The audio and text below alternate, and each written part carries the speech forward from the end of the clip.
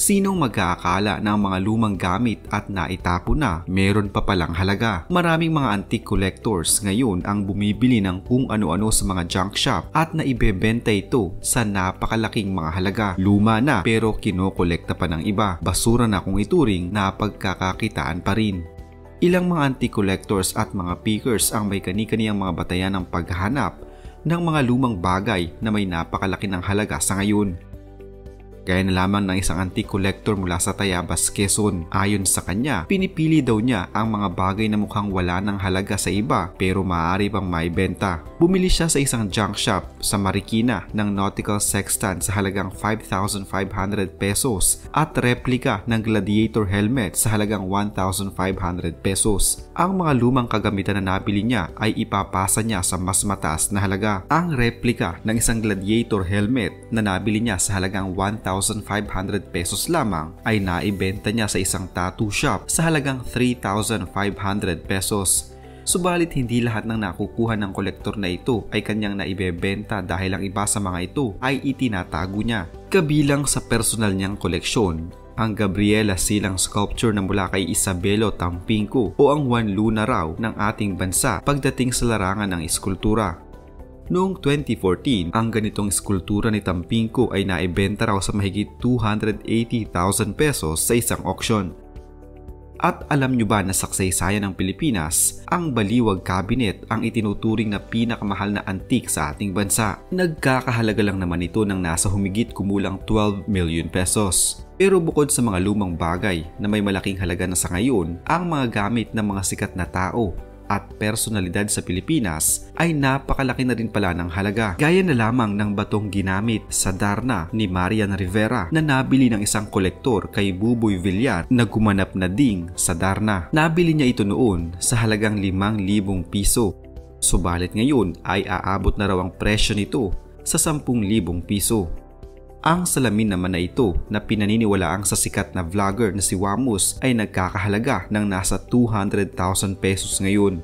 Habang ang mga figurine naman na ito ni Vilma Santos at Nora Honor ay nabili ng nasa 25,000 pesos ang bawat isa. Subalit ngayon ay maaari na umanong ibenta ang mga ito ng hanggang 20,000 pesos ang bawat isa. Bukod sa mga lumang kagamitan sa ating mga bahay, isa pa sa mga mahal na ngayon ay ang mga lumang barya. Madalas na hindi na pinapansin ng ibang barya dahil sa maliit daw kasi ang halaga ng mga ito. Pero alam nyo ba na mayroon daw lumang barya na kapag ibinenta ay maaari umanong umabot ng 1,000,000 piso ang halaga. Bago dumating ang mga Kastila ay ginto umano ang gamit ng mga Pinoy sa pakikipagtransaksyon. Pero nang masakop na ng mga Kastila ang Pilipinas, gumamit sila ng bronze o barilya bilang currency. Ayon kay Kyle Guinan, isang numismatist o nangongolekta at nag-aaral ng mga pera, kinalaunan ay tinawag ng mga Pinoy na barya ang barilya. Sinabi naman ni Arky Lugay, isa ring numismatist, na ang Philippine 1903 as 20 cents ay nagkakahalaga ngayon ng $1,700 o halos 100,000 piso. Pero ang itinuturing umunong King of Philippine Peso ayon kay Kuya Kim Atienza ay ang 1906 US Philippine Peso coin. Ang naturang barya ay 90% made of silver at ang halaga umano ay umaabot sa 1,000,000 piso. Ang maaari pang mahal na barya sa Pilipinas ay ang sinaunang barya ng ating mga ninuno na tinatawag na piloncitos. Ang piloncitos ay ginamit sa kaharian ng Tondo, Namayan at Karahanan ng Butuan sa kasalukuyang panahon ng Pilipinas. Ang piloncitos ay maliit na ukit na butil ng mga piraso ng ginto na nahukay sa Pilipinas. Ito ay unang kinikilala na mga barya sa Pilipinas na ginamit sa pagitan ng ika-9 at ika-12 siglo. Ginagamit ang mga ito kapag marami at hindi maginhawa ang kalakalan na ginagawa sa barter. Napakaliit ng piloncitos. Ang ilan ay singlaki lamang ng butil ng mais at tumitimbang mula 0.09 hanggang 2.65 grams ng pinong ginto. Ang malalaking piloncitos ay tumimbang ng halos 1 mace o 1/10 ng isang tael. Ang piloncitos ay nahukay sa Mandaluyong, Bataan, ang mga tabing ilog ng Ilog Pasig, Batangas, Marinduque, Samar, Leyte at ilang mga lugar sa Mindanao. Natagpuan ng mga ito sa malalaking bilang sa mga archaeological sites ng Indonesia na naging dahilan ng katanungan ng pinagmulan nito. Ang Piloncitos na itinuturing na pinakaunang barya ng Pilipinas na gawa sa purong ginto ay tumitimbang lamang ng hindi hihigit sa 3 gramo. Kung ihahambing ito sa kasalukuyang presyo ng ginto ay aabot lamang ang presyo nito sa kasalukuyan ng hanggang 9,000 piso kada piraso.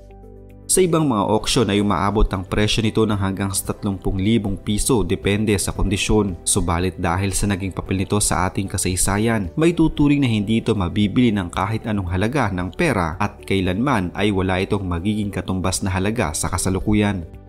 Isa pa sa mga magpapalaglag sa panga ng mga antique collector sa Pilipinas ay ang mga polong ito na nagkakahalaga ng nasa 2 milyong piso. Ang mga polo na ito ay ginamit ng mga sikat na OPM artist na sina Francisco Magalona, Chito Miranda at Glock 9 sa mismong music video ng kanilang sikat na collab song na Bagsakan. Ayon sa may-ari nito ngayon, nabili niya ang polo ni Glock 9 sa halagang 80,000 pesos noon. Nasa 150,000 pesos naman ang polo ni Chito Miranda habang ang polo ni Francisco M ay nabili niya sa halagang 650,000 pesos noon. Pero ngayon, ang kabuang presyo umano ng mga ito kung pagsasama-samahin ay aabot sa 2 milyong piso.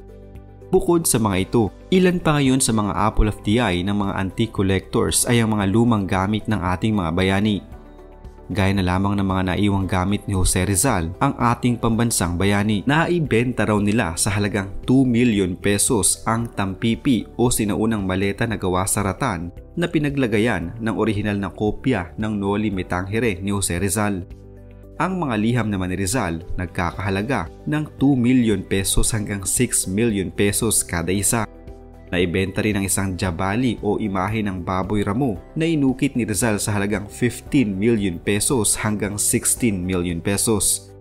Ngunit ang pinakamahal daw na memorabilia ni Rizal na naibenta ng nasabing auction house ang wood sculpture na The Filipino na isa ring lechon tray sa halagang 17,520,000 pesos. Karagdagang trivia mga paps, alam nyo ba na ang pinakamahal na antique na naibenta sa kasaysayan ng mundo ay ang Pinner King Dynasty vase na nasold sa isang auction sa United Kingdom taong 2010 sa halagang $80.2 million lang naman o halos 4.5 billion pesos. Ang vase na ito na mula sa China ay pinaniniwalaan noong pang 17th century. Binili ito ng isang pamilya sa United Kingdom.